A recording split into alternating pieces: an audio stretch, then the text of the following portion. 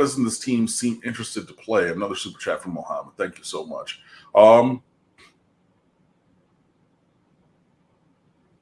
Attitude reflect leadership, Captain. You know, like sometimes you gotta be quiet with your confidence, and sometimes you gotta be fire and brimstone. You know, I've coached before. Like, I was a teacher for many years, and every time that we hit the stage with my choir, that was a show. The same thing, like you're talking about, you know, with the football game, that's a performance. That's us against the standard, not against anybody else, against our standard for excellence. And sorry, not even excellence, superiority, because the rating scale in music is superior, excellent, good, fair, poor. So excellence is not good enough. Perfection and nothing less. And so sometimes I would have to scream at my group, get them hyped, because we're doing these things and we're doing these loud songs and I gotta be like that. And y'all aren't paying attention. You gotta wake up. Other times, like one time, and I love, this is one of my favorite speeches I ever made before states being held at the American Heritage School. There was another school that did the same spiritual that my choir was doing that year. A school from a mainly Caucasian area with a black kid doing the solo, but it didn't have the real spirit that I think it needed to have. And my whole choir, they announced it, and I'm standing in the back, and they turn around, they look at me, and I just go, look to the front. And they did it, and it was, the notes were right and everything, and the articulations, and it was very square. It was, sing unto the Lord a new song, which is nobody's spiritual. And so we went into the practice room, and we're warming up, and I didn't even give a long speech. I literally said, if you have ever watched Steph Curry, you know those times when he stunts on you and he shoots it and he turns to the bench and he's shimmying, or when he shoots it and he's running back down the court because he knows it's good? We can either ask them how it's supposed to be done or show them the way that it goes. And like Steph Curry, we're going to put it up and we're going to walk off stage because we know that's how good it is. Right? And that's it. And they were, I mean, every note, boom. I mean, it was an incredible performance. But I had them ready, and I knew the pulse of my group before they hit that time to perform. Okay, so that was the anecdote. Here's how it comes back to the Miami Hurricanes. I'm not sure that Manny Diaz knows how to prepare his team to to play in a game. I know, because we've seen that Manny Diaz knows, and the coaching staff know at halftime how to adjust to what's going on to right the ship and change things going forward. But I'm not sure that he has that dog in him. That, again, what I did when I was leading my teams and my choirs, what you've seen Rush Probst do, if you watched Year of the Bull, that Miami Northwestern documentary with all those coaches, Billy Roll and Ice Harris, you know, there are people who have their teams ready regardless. And it might just be for that first script of the game, but they come out and they are ready to go. I'm not sure that he has it in him. I think that he wants to be like his father, a little too political. And sometimes you got to choose a point and you're going to stand on that point. And y'all are going to come with me. And if I got to scream at y'all and I got to curse at y'all a little bit to get out of you what I need out of you right now, not later, not after halftime when I'm going to come in here and yell and scream and peel paint off the walls. But now, first play, kickoff, go knock somebody out, just like they did in the, what's that game? The Cotton Bowl. The Cotton Bowl? The 1990 Cotton Bowl? 91. When he said, I'm going to go down there and knock somebody out.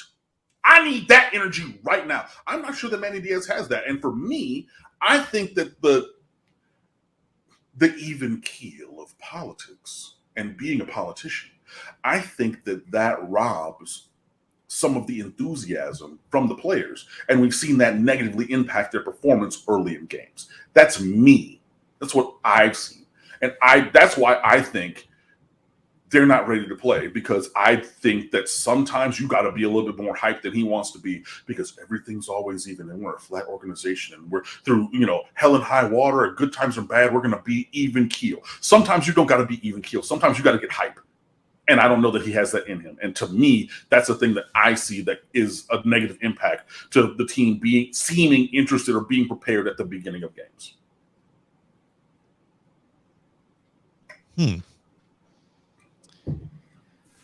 That reminds me of an evaluation I've long since had about Tom Landry, great coach for the Dallas Cowboys. I could make a strong argument, but this is not an NFL show that he is the greatest coach in NFL history. I know that that's not typically the place that he's given. He's given more of a top 5 to 10 place. But the one knock I will, and I don't know this to be true, but it was reminded me of something that hit me at one point in just observing his career and his teams, that he was very stoic and robotic and precisioned and technical, and his teams were to a T, and that enabled them to go to the playoffs 20 consecutive years, have 20 consecutive winning seasons, and always be in NFC championship games and battling for Super Bowls.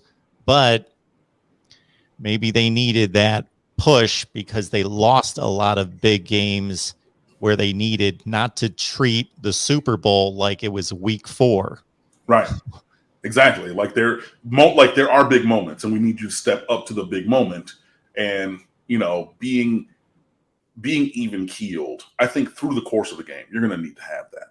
But yeah, if I make a big play or I score a touchdown, I'm going to let that out. I'm going to celebrate that, and hey, if I make a mistake, in my real life, I hate making mistakes. In anything, I hate making mistakes. Me, myself personally, I'm my own worst enemy about that. I will watch these things back and be like, oh, I messed up this word or I did whatever. I hate making mistakes. And I'm going to beat myself up about it, but only for a second, and then we're going to keep going. And that's the ebb and flow. And I get you want to be more, but every game is not the same. And this week's game was not the same as the Alabama game. I'm sorry. And clearly we saw it did not come out at all ready to go. At all. And yeah, I think that the politician in him, he can lose some of that sometimes. I think that serves a purpose, but it cannot be the entirety. To me, it cannot be the entirety, because it's not. You have to have some kind of range, and I know that he's done some things like, the recruiting event, at the wharf with the yacht, and then going and having a coaching clinic the same time that Florida State was having a recruiting event and stealing all the coaches over there because he's like, yo, come hang out and have some beers. And that was awesome, and things like that. But give me that energy on the game day. You know what I mean? Are you talking about, this fake momentum that other teams have on the recruiting trail, which is directly to the fact that Florida State had gotten commitments from 4 3-stars in the previous week when he made that comment.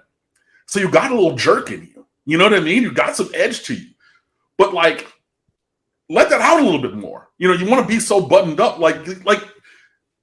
use that emotion and turn it into something positive. You can't just, it just more of that in, moderation, but more than we're seeing, I think could be a benefit to the program. Because it's just, again, like you're talking about with Tom Landry, too robotic, too buttoned up for who we are and should be. And I make that statement with the full disclosure that my son's name is Landry, so I love Tom Landry. So, but I'm just looking into some of what I consider a flaw. So anyway. And what is also odd about the Manny Diaz approach is that not only may it not be effective all the time, but it doesn't seem like it's the identity of the program. If he was coaching like this at a number of places, Stanford, Kansas State, on a higher level, Michigan, Notre Dame, that would seem to be more in sync with who they are versus Miami. Absolutely.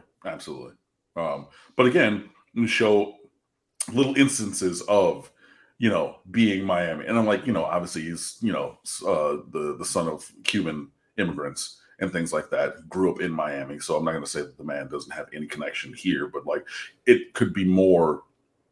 It could be more.